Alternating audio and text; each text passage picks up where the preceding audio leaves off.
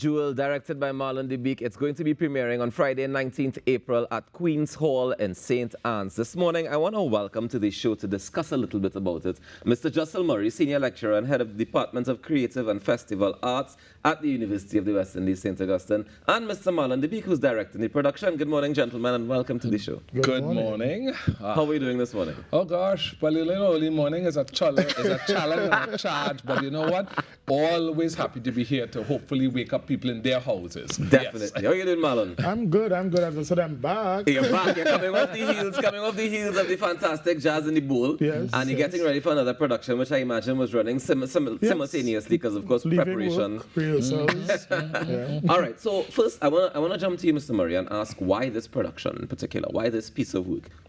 Well, you know, any theatre work that we do is about integrating our arts. And of course, with theatre, you're integrating, there's drama, there's song, there's dance.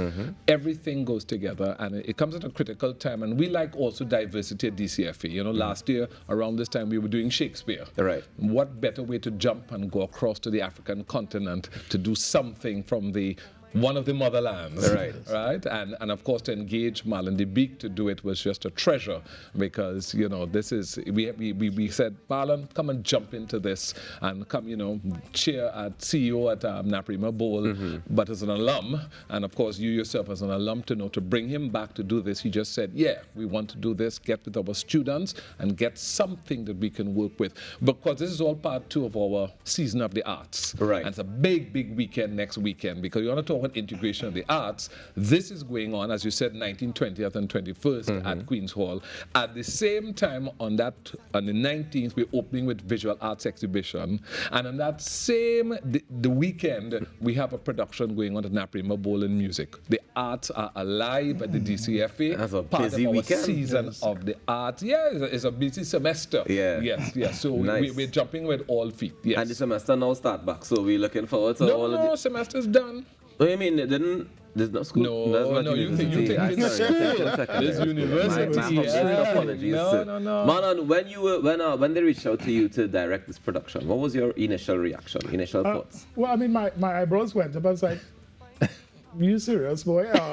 But then I'm familiar with the playwright, Wole Soyinka, Nigerian playwright, Nobel laureate. Yes. And the thing with the piece, Soyinka had a love-hate relationship with his country, Nigeria.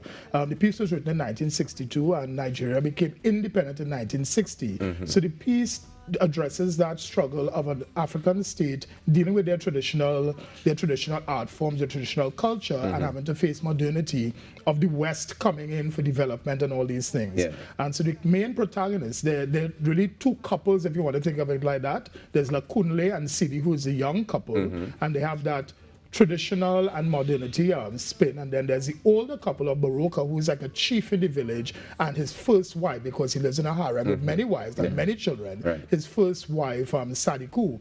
So you have that power play between the couples, but also the interplay between the other characters. So Sadiku has this sort of fighting relationship with Lakunle, and there's all this words and there's insults, but it's of a very high level, because Soyinka wrote in the traditional Western style of theatre. He studied in the UK and all of that. So you'll find that style, that craft is in there, but he had a struggle, but he's identified with his Yoruban culture and his African culture. So that is in the piece as well. So it's a really nice dance of the 2 cultures, of tradition and modernity, of gender imbalances, male and female, and that sort of power struggle. It is a comedy, but in the backdrop of the comedy, like in most of Soyinka's work, he addresses the issues of Nigeria at the time, the corruption and all those things. Well, so this is the part that's very interesting to me. So in reading about it, because I wasn't familiar with the work, right, but I read about it preparing for this interview. Yes. And what stood out to me was that I can see similarities between even then and now, and some of the struggles that we have. Are we going to be exploring that as some of the themes as well during the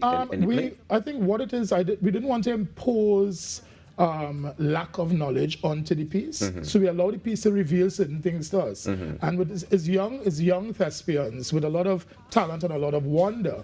And what you see now as you go through rehearsals, you see the nuances coming out. You see them identify with the gender issues that exist now. Right. You see them identify with the political and corruption issues that exist all over the world now. And I encourage them, I say, and that sounds like what happened yesterday on the news. Well, let's use that, you know. And it's really interesting to see how they play with the piece. Our approach to this as a sort of unified cast, so a lot of things just emerge from the cast. Right. You know, the dancers are not just separate from the piece, they're integrated. The two musicians that they have, the drummers that are integrated in the piece, and some of the cast play, they kind of change set, they do different things with the costume, and it's going to pay a lot of attention with lighting and sound, because it's a sort of whole of department approach. Of course. Right, those students who are doing production too and so on, they're the ones who really play the roles, but the other students who are doing technical theater and production and so on, they're involved in costuming and makeup and set and so on. So it's really integrated production. And it's a full DCFA production. Full DCFA production and adjudicated. And these, they're not doing it for fun. It is adjudicated. Oh, it's for exam. Yes, it is an exam performance. It's an exam both technically and on the stage. Yeah. And this is what we want people to see as well, because we're inviting school children to come and see and to take in these particular themes, because it's also part of what we're showing off what we do at the DCFA. So there's a children's performance. I think it's on the Friday. On the Friday, 10 a.m. Right, yes. on the Friday morning as well. And it also is a wonderful portal, because this particular weekend at UE, we have open days. So they get to come to that, but they also come to get to, even before that, they come and take in our open days as well. So they see what DCFA and the wider Faculty of Humanity and Humanities and Education can offer. Yeah, so tell me something, in terms of the Marlon mentioned the dancers being integrated with the actors and all that sort of stuff. Is it usual in DCFA that we learn the African traditional dances? Because you mentioned that it's based in Nigeria, so is that part of what is normally taught? Well, actually, of course. I mean, we have Caribbean dance, and you in particular, what in terms of when dance was set up, was to feature and the teaching of our folkloric dances. We have other, of course, there's always the technical things as the ballet, and there's modern dance, but definitely a great strength is still in our Caribbean dance and different types of folkloric dances, both African as well as East Indian dance. That's a great strength and diversity of the department. Yeah, and I mean, I'm really happy that you were able to mention the technical aspects of things as well, because I think people take that part of it for granted. You see people on stage performing and you think, just magic, it just happens. But it's important that we understand that DCFA does as well teach the technical part of things. Now you took the words out of my mouth. We offer a certificate in technical theatre, which it's very well enrolled at the moment, and of course we're inviting more persons to become certified. You know, there are people actually from Napri Bowl who are there, Queen's Hall. Yes. So because that is critically important as well, because we always tend to think front stage, even as we sit here, people are forgetting there are persons out there. Have more people than we. Yes. More critically important, yes. All right, so it's happening from the 19th to the 21st. Yes. You mentioned the matinee show that's happening on the 19th at 10 a.m. I understand that one has a special price compared to the others. Oh, yes. So that one, I believe, is $60. A mere $60. A mere $60. A mere $60. 2 boxes of, well, I'm a vegetarian. Don't do that. Don't do that, Mr. Murray. Don't do that. However, so on the Friday evening, Saturday evening, and Sunday evening, we have the main shows. Yes. The cost of that one is... Those are $150. $150 for adults, and I understand there's $100 for students. And $100 for students. So you have to have some sort of student ID? Yes.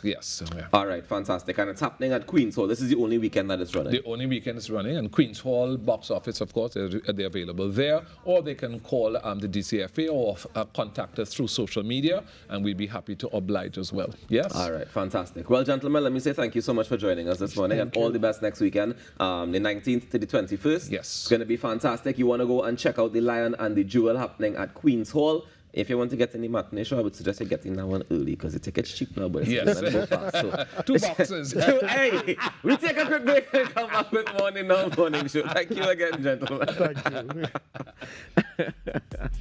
you.